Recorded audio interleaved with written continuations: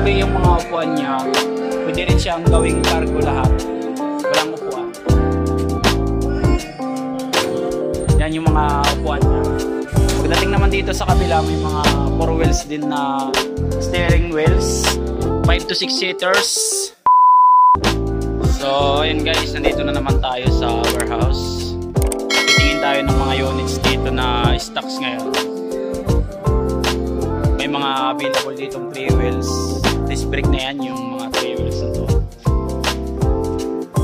800 watts.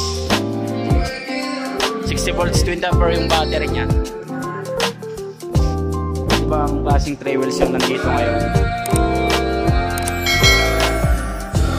Tapos pagdating naman dito sa kabila, may mga cargo type din tayo dito na pwede pang pasada.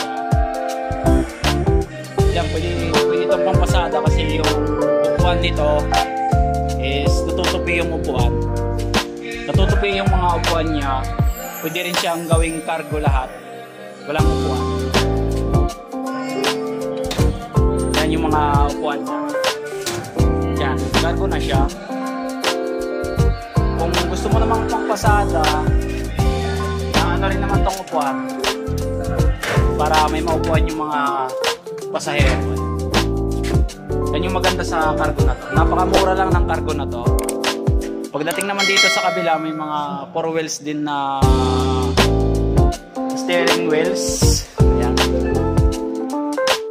Yan yung nandito ngayon, lahat to power steering. 5 to 6 seaters.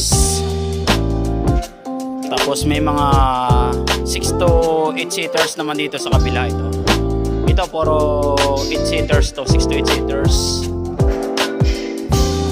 Yan yung mga stocks dito ngayon.